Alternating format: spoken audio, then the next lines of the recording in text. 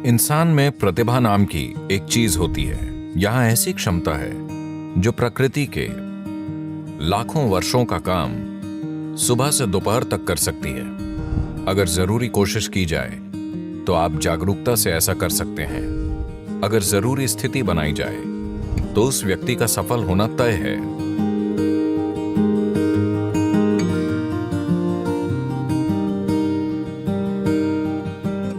बात छोटी हो या बड़ी कोई फर्क नहीं पड़ता। मनुष्य अपने हर काम में सफल होना चाहता है। जीवन में अनंत दरवाजे मौजूद हैं। आप बहुत मेहनती हैं तो आप कुछ दरवाजे खोलेंगे। आप बुद्धिमान हैं तो कई दरवाजे खोलेंगे। पर अगर आप वाकई जीवंत हैं तो दरवाजे खुद खुलेंगे। सफल होना लोगों के लिए इतना जटिल हो जाता है कि वो सफलता क्यों चाहते हैं ये आम तौर पर वो बिल्कुल भूल जाते हैं और वो सफलता के सिद्धांत बुनना शुरू कर देते हैं। हर तरह के सिद्धांत, जैसे सफलता क्या होती है। क्या मैं चुटकुला सुना सकता हूं? आप बहुत गंभीर दिख रहे हैं।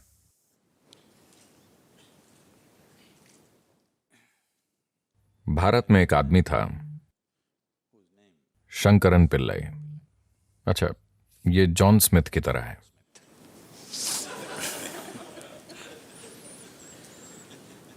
उनका बेटा अमेरिका आया। जाहिर है एक भारतीय युवक, यानी वो एक सॉफ्टवेयर इंजीनियर था।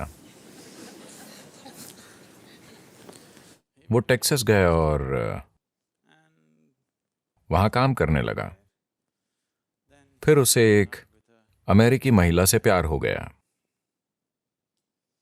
वो परेशान हो गया क्योंकि भारत में ऐसा प्रेम अपराध है। वो परेशान हो गया। फिर उसने अपनी मां को बताया। फिर मां ने पिता को बताया और पिता फट पड़े। वो उन्हें समझाने के लिए घर गया, पर बात नहीं बनी, क्योंकि भारत में कोई शादी करना चाहे तो लोग उसके परिवार की 500 पुश्तें जांचते हैं। वो उस व्यक्ति के वंश की शुद्धता देखते हैं जिससे आपकी शादी होगी। तो अमेरिका की एक गोरी महिला, आप उससे कैसे शादी कर सकते हैं? हम उसका वंश नहीं जानते, वो कहां से आई है, उसका वंश क्या है, दादा दादा दादा। तो वो समझा नहीं पाया और वापस आ गया और उसे फिर से प्यार हो गया और वो आगे बढ़ गए। तब शंकरन पिल्लई अपने बेटे को त्याग कर बोले, मेरा तुमसे कोई लेना देना नहीं है। फिर साल बीते, उनका एक बेटा हुआ और उसकी तब की तस्वीर थी जब वो पैदा हुआ था, और पत्नी रोजाना अपने छोटे बेटे की तस्वीर फेसबुक पर अपलोड करती थी। छोटा सा बच्चा बड़ा हो रहा था। वो बेटे को त्याग चुका था, पर पोते की बात अलग होती है। धीरे धीरे 1-2 साल में उसे इस छोटे बच्चे से प्रेम हो गया जिसे उसने देखा तक नहीं था। फिर लोग अमेरिका से उसके पास आने लगे, अरे आपने अपने पोते को नहीं देखा? ओह, आप उसे जरूर देखिए, वो आपके जीवन का फल है। धीरे धीरे उसे इच्छा हुई। फिर उसने तय किया वो अपने बेटे का चेहरा नहीं देखेगा, पर अमेरिका जाकर सिर्फ पोते को देखेगा। और उस गोरी औरत को तो बिल्कुल नहीं देखेगा। फिर वो अमेरिका गया और उसे एक 7 साल का ऊर्जावान युवा लड़का मिला। वो एक फार्म में रह रहे थे। वो यहां वहां कुछ करता रहता था। उसे इस छोटे साथी से गहरा प्रेम हो गया।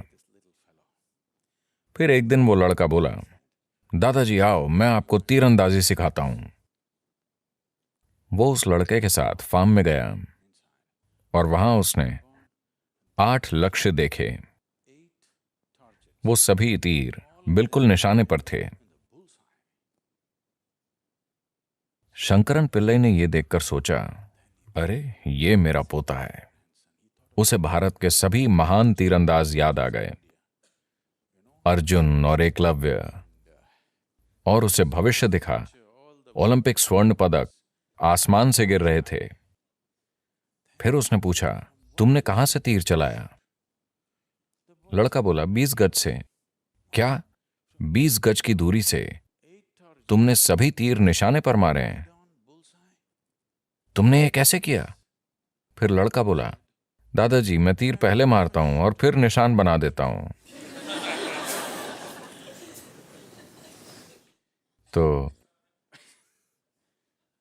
सफलता से जुड़े ये सिद्धांत रुकावट बन सकते हैं, और मैं लगातार ऐसे लोगों के साथ रहा हूं, वो एक हद तक सफलता पा चुके हैं, पर उनका जीवन उनकी सफलता के सिद्धांत में फिट नहीं हो रहा है और वो ढांचा टूट रहा है, पर उन्हें लगता है कि कुछ गलत है। कुछ गलत नहीं है, वो बस बेहतर हो रहे हैं, स्थितियां उन्हें आगे बढ़ा रही हैं, पर उनके सिद्धांत टूट रहे हैं, तो वो अपनी सफलता से दुखी हैं। आपको कई लोग ऐसी चीजों से गुजरते हुए दिखाई देंगे। अगर सफलता की बात करें तो मुझे यकीन है कि आपके पास योजनाएं होंगी कि जीवन में सफल कैसे होना है। आपकी योजनाएं हैं? योजना ठीक है। योजना अच्छी होकर भी एक उलझन हो सकती है, क्योंकि आप आज जो जानते हैं उसी से योजना बनाते हैं। योजना किसी अनजान चीज पर आधारित नहीं होती। आपकी योजना यानी आज को बढ़ा चढ़ाकर कल की कल्पना करना। अभी आप यहां एक स्तर पर हैं। आपकी योजना यह होती है कि ये इतने वर्षों में 10 गुना होना चाहिए, या 100 गुना, या लाख गुना हो जाए। But plan is just essentially an exaggeration of what is today. पर योजना यानी आज की स्थिति को बढ़ा चढ़ाकर की गई कल्पना। शायद इसके पीछे कोई तर्क हो, शायद आप उससे जुड़ी चीजें समझते हों, पर मूल रूप से आप आज की ही बढ़ा चढ़ाकर कल्पना करते हैं। यानी कई मायनों में वो सभी संभावनाएं खत्म हो जाती हैं जो अभी आपके अनुभव में नहीं हैं।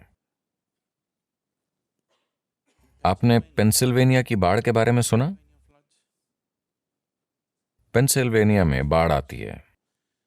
आपको पता है, एक बार एक बड़ी बाढ़ आई और एक शहर में पानी इतना ऊपर उठा कि घर डूबने लगे। तो 2 छोटे लड़के अपने घर की छत पर चढ़कर बैठे थे।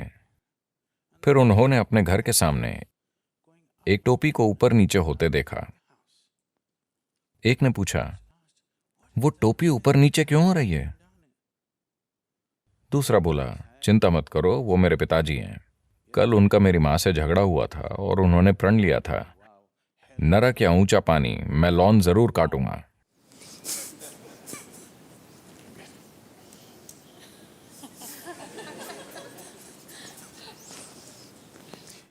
तो योजनाएं परेशानी बन सकती हैं।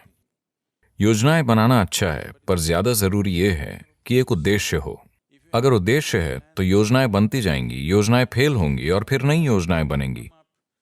जो होना है होगा। आप एक उद्देश्य पर टिके रहें तो बाकी चीजें उस उद्देश्य की मदद करेंगी। पर अगर आप किसी योजना पर टिके रहेंगे तो वो योजना खुद एक रुकावट बन सकती है। योजना संभावना भी है। योजना बनाकर रखना ठीक है, लेकिन आपको योजना को थोड़ी दूरी पर थाम कर रखना चाहिए। आपको योजना से अपनी पहचान नहीं जोड़नी चाहिए। सफलता की प्रक्रिया, देखिए, मूल रूप से सफलता की चाह हर इंसान में होती है। आप उसमें थोड़ी आग डालकर उसे अपना जुनून बना सकते हैं। लेकिन अगर ये आपके अंदर की एक जरूरत बन जाती है कि आपको सफल होना ही है वरना आपको बहुत दुख होगा, तो फिर आप दिक्कत में पड़ने वाले हैं, एक गंभीर दिक्कत।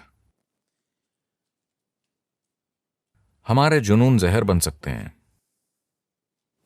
If we start becoming resentful for the non-fulfillment of those passions, हमारे जुनून जहर बन सकते हैं अगर हम उन जुनून के सफल न होने पर नाराज होने लगें। तो जहर बनने से मेरा मतलब है कि आज ये दिखाने के लिए काफी मेडिकल और वैज्ञानिक सबूत हैं कि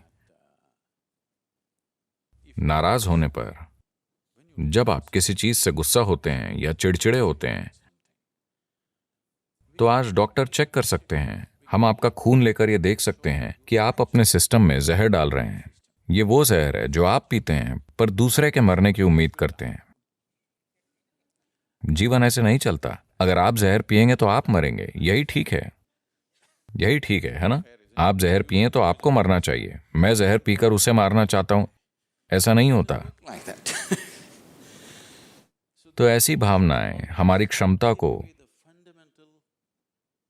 छीन लेती हैं। देखिए, इंसान में प्रतिभा नाम की एक चीज होती है, हर इंसान में होती है, वो उसे जीवन में कभी ना कभी छूता है। पर प्रश्न ये है कि आप उसे कितनी बार छूते हैं, यही प्रश्न है। You sparked once in your lifetime. That's not good enough. You must be sparking all the time, isn't it? आप अपने जीवन में एक बार चमके, ये काफी नहीं है, आपको हर समय चमकते रहना चाहिए, है ना? प्रतिभा क्या होती है, इसे समझने के कई तरीके हैं, पर सबसे आसान तरीका यह है कि हम हमेशा तार्किक विचारों को ही बुद्धि मानते हैं। नहीं, तार्किक विचार शायद अगले 25 वर्षों में बेकार हो जाएगा, क्योंकि तब शायद आपका कंप्यूटर हर तरह के तार्किक विचार पैदा करने के काबिल हो जाएगा, आपसे कहीं बेहतर और कहीं ज्यादा तेज। तो प्रतिभा को छूना यानी अपने अंदर मौजूद बुद्धि का दूसरा आयाम छूना। आपने नाश्ते में क्या खाया? Chicken in salad. देखिए, उन्होंने मुर्गी खाई। दोपहर होते होते वो मुर्गी एक इंसान में बदल गई है। अगर आप चार्ल्स डार्विन से पूछते कि एक मुर्गी इंसान कितने समय में बनती है, तो वो लाखों वर्षों की बातें करते हैं। यहां ये दोपहर में ही मुर्गी को इंसान में बदल रहे हैं। So there is an intelligence here. There is a competence here.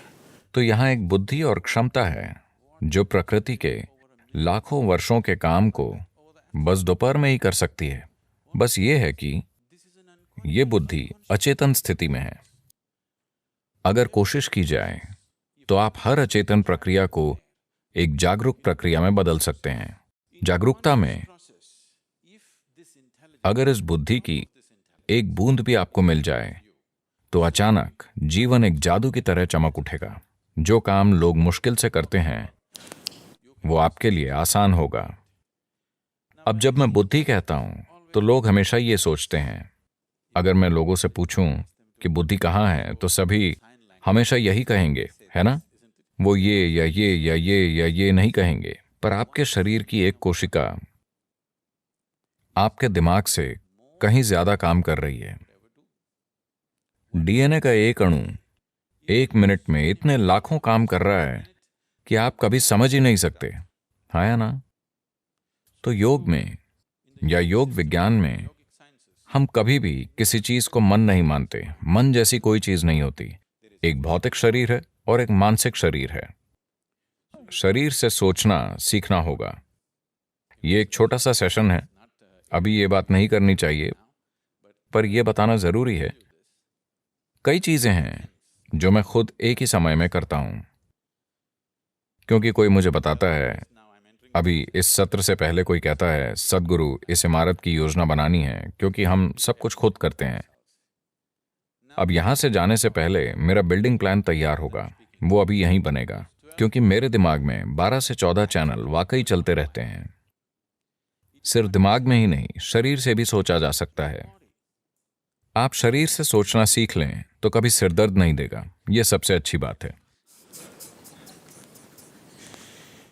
इतनी जिम्मेदारियां हैं और कई चीजें एक साथ चल रही हैं, तो क्या तनाव नहीं होता? बिल्कुल नहीं होता, क्योंकि आप अपने एक गहरे आयाम का इस्तेमाल कर रहे हैं और सभी कर सकते हैं। यह आयाम सभी में है।